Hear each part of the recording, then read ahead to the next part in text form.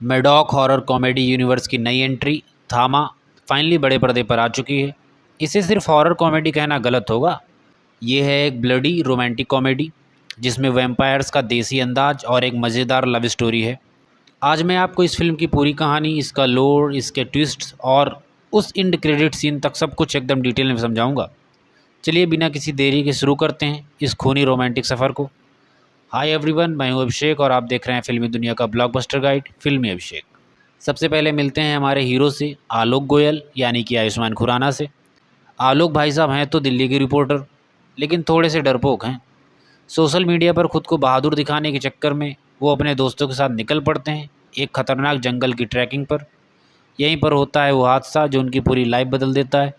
जंगल में उन पर एक भालू हमला कर देता है और तभी एंट्री होती है गॉर्जियस तड़ाका रश्मिका मंदाना की। तड़ाका एक मिस्टीरियस लेकिन सुपर पावर वाली लड़की है जो आलोक को बचाती है। तड़ाका दरअसल बेतालों के कबीले से हैं। ये बेताल हमारे देसी वैम्पायर्स हैं जिनका अपना एक इतिहास है। बेताल कौन है? ये वो जीव हैं जो प्राचीन राक्षस रक्त बीज से पैदा हुए हैं। ये हमेशा से इंसानों से दूर रहे और 1947 में जब भारत पाकिस्तान का विभाजन हुआ और बेतालों ने इंसानों को आपस में इतनी बेरहमी से मारते देखा तो उन्होंने कसम खाई कि वे इंसानी खून कभी नहीं पिएंगे, क्योंकि इंसान का खून अब जहरीला हो चुका है। तड़ाका अपने कबीले के सारे नियम तोड़कर आलोक को बचाती है और यहीं से शुरू होती है इनकी अनोखी प्रेम कहानी। तड़ाका आलोक को उसके दिल्ली वाले घर गोयल निवास छोड़ाती है, लेकिन आलोक उसे छोड़ नहीं पाता और उसे अपने साथ रहने के लिए मना लेता है। दिल्ली आकर तड़ाका का नाम बदलकर हो जाता है तारिका। आलोक के पापा यानी कि परेश रावल एकदम सस्पिशियस हैं। उन्हें तारिका की हर हरकत अजीब लगती है, जैसे उसका कच्चा मीट खाना, अंधेरे में अजीब हरकतें करना। पापा को शक हो जाता है कि ये कोई भूत प्रेत है। पूरी फिल्म में बाप बेटे के बीच ये जो सस्पेंस और कॉमेडी है वो आपको बहुत हंसाएगी। फिर एक रात एक पार्टी में तारिका से एक बड़ी गलती हो जाती है। वो गलती से शराब पी लेती है। शराब का असर वैम्पायर्स पर अलग होता है और वो ज़्यादा खूंखार हो जाते हैं। पार्टी से निकलते समय कुछ बदमाश उनका पीछा करते हैं। तारिका गुस्से में अपना असली बेताल रूप दिखाती है और उन बदमाशों का काम तमाम कर देती है। ये घटना पुलिस तक पहुंचती है। ताड़का का कबीला भी उसे सज़ा देने के लिए आता है। आलोक की जान खतरे में है, इसीलिए ताड़का कबीले की सज़ा भुगतने के लिए उसे छोड़कर वापस जंगल जाने का फैसला करती है।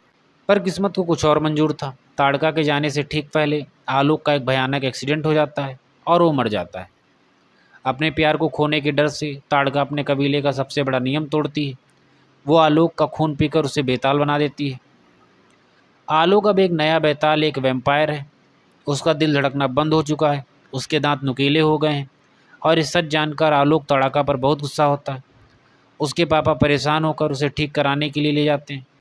हाँ, वही हमारे फेवरेट झाड़ फूँक वाले बाबा प्रभाकर के पास, जो हमें मुंजिया में भी दिखे थे। और फिर इसके बाद आलोक पर होता है भेड़िया यानी कि वरुण धवन का अटैक। भेड़िया आलोक पर अटैक इसलिए करता है क्योंकि वो स्त्री 2 में सरकटे दानों से लड़ने के बाद कमज़ोर हो चुका है। अब उसे अपनी ताकत बढ़ाने के लिए चाहिए बेताल का खून। इधर बेतालों की दुनिया में भी तूफान आ चुका है। बेतालों का असली और सबसे खतरनाक राजा, जिसे थामा कहा जाता है, यक्षांसा यानी कि नवाजुद्दीन सिद्दीकी, 75 साल की कैद के बाद बाहर आने वाला है। यक्षांसा वो थामा है जिसने इंसानी खून पीने के लिए मना करने पर भी नियम तोड़ा था, इसलिए उसे कैद किया गया था। यक्षांसा पूरी दुनिया पर बेतालों का राज चाहता है। आलोक को तड़ाका को बचाना है और यक्षांसा के आतंक को रोकना है। वो बेतालों के गांव पहुंचता है और यहाँ शुरू होती है सबसे बड़ी लड़ाई। यक्षांसा वर्सेस आलोक। एक तरफ सदियों पुराना ताकतवर थामा और दूसरी तरफ नया नया बना बेताल आलोक। जाहिर सी बात है आलोक हार जाता है। यक्षांसा आलोक का सारा खून चूस लेता है और आलोक फिर से मर जाता है। तड़ाका टूट जाती है। लेकिन रुकिए, कहानी का सबसे बड़ा टर्निंग पॉइंट अभी बाकी है।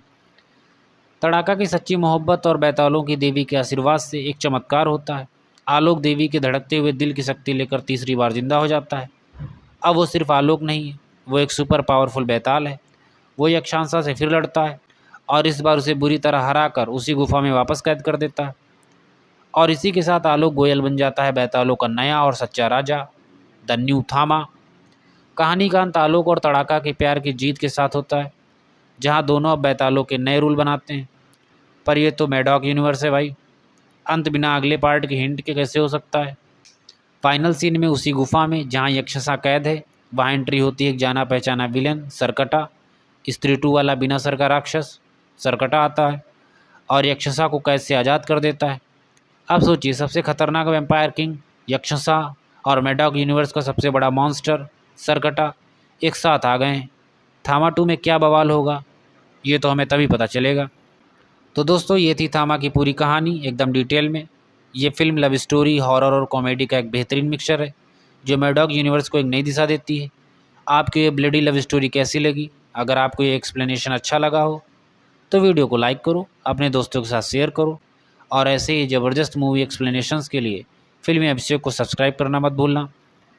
हम मिलते हैं बहुत जल्द एक और नई कहानी के साथ। तब तक के लिए स्टे फिल्मी।